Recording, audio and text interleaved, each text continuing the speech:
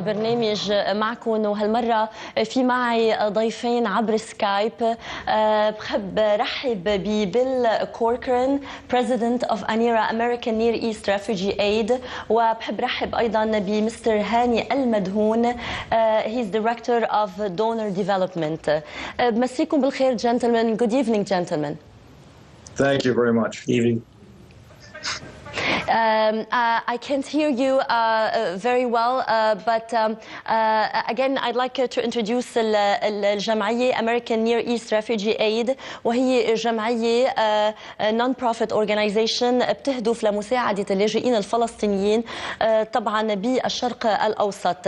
I'd like to start with the President, Mr. Bill Corcoran. Tell us a little bit about the history of the organization. How did it start, and what are the purpose of ANERA? Sure. It started after the '67 war, and it was a desire by many Americans who had lived and worked in the Middle East, who grew to love the Palestinian people and other people of the Middle East and wanted to give back in this time of crisis. And what we've tried to do then over these 45 years is give back in terms of economic development, education, and healthcare to families, and working with them directly. And to the point now that ANERA each year spends $65 million on projects, and they do that just in Palestine, Jordan, and Lebanon. You started, sir, in the for-profit world, and you moved into the non-profit world. What is the difference between two corporations, if there is any difference at all? Well, the difference would be in perhaps your motivations. We're doing it based out of our love for the people of Palestine, Lebanon, and Jordan. And so we're putting the money always back into the organization. It's not for increasing our livelihoods or taking care of ourselves, but it's really for giving some chance for dignity for the Palestinian people. And so that's what motivates us, and I think you'd see that for all of our employees. And in fact, our employees in Palestine, there's 85 of them. And of the 85, only one's an American. The rest of the 85 are all Palestinian. So I think that shows some of our motivation. I'd like to talk also with Mr. Hany ElMadhoun. Mr. Hany, حضرتك Director of Donor Development، أو إذا صحت الترجمة مدير تنمية شبكة المتبرعين، وهذا الشيء يعني عمل كتير صعب، لأنه بالنهاية الجمعية أكيد قائمة على الأموال يلي بتدعموا فيها اللاجئين الفلسطينيين وين ما كانوا.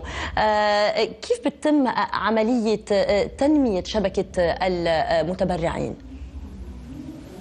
مساء الخير.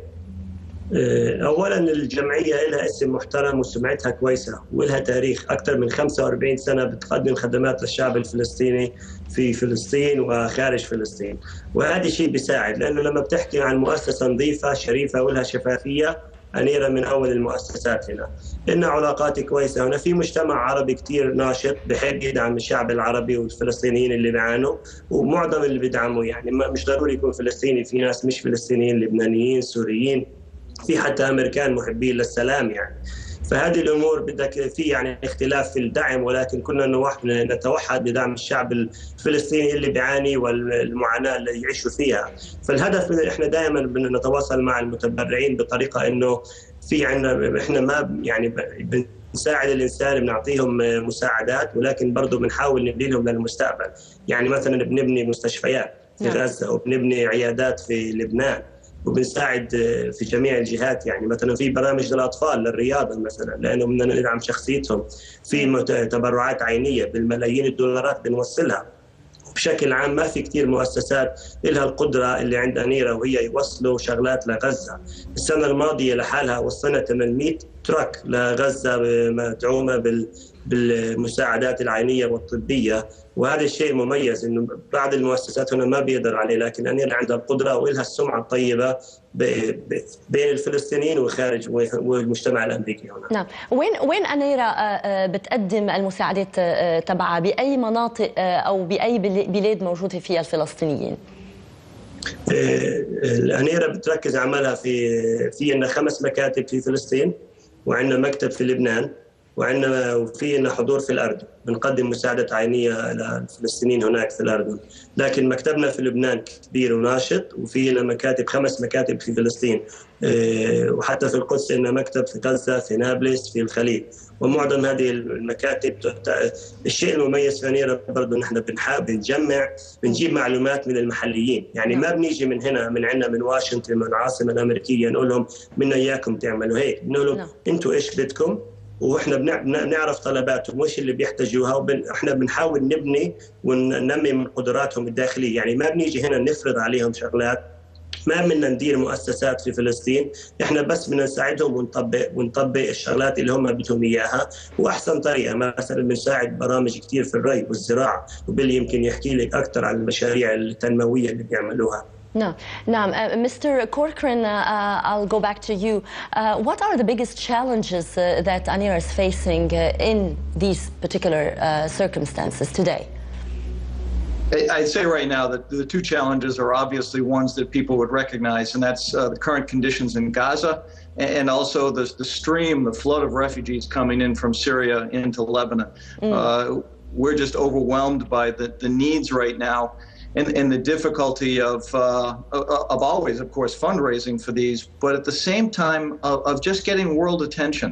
We're terribly afraid that people are going to forget the Palestinian people in these 2 situations.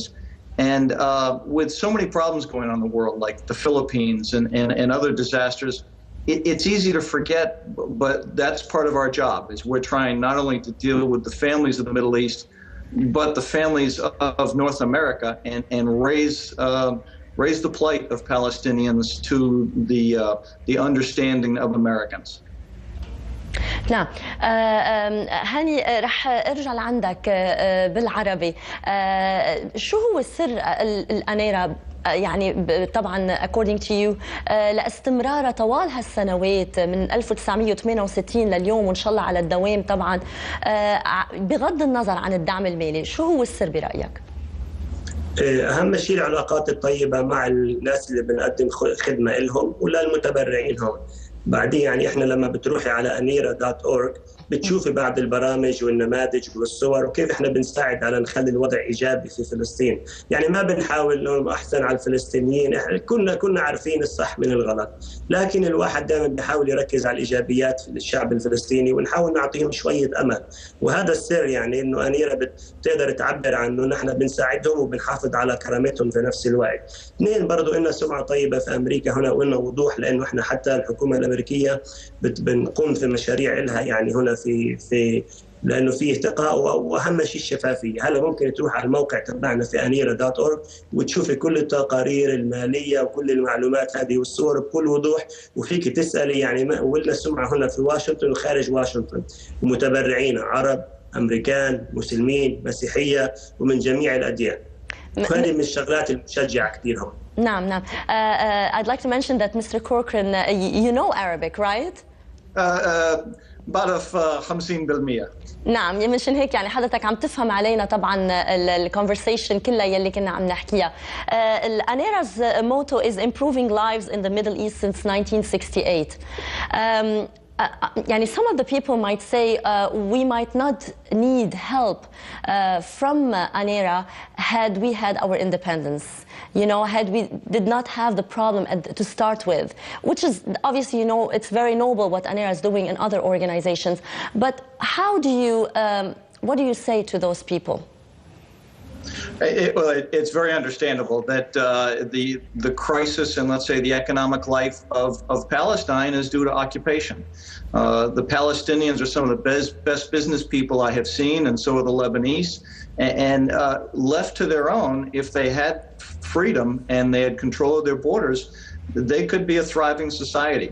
But under the current conditions, that's not possible. And so that's why Anira comes in to lend assistance, but not to give them charity. We really want to give them the tools that are going to make them self-reliant. And that's what we try to do through local Palestinian NGOs or Lebanese NGOs. And we don't run any institutions ourselves. We want to make them strong on their own. Bill Corcoran and Hany ElMadhoun, thank you so much for being with us. شكرا على وجودكم معنا بالدوام والعمل الدؤوب طبعا في المستقبل. Thank you. For society. Thank you. مشاهدينا نحن بننتقل لحظات بريك إعلاني ونرجع بنكفي.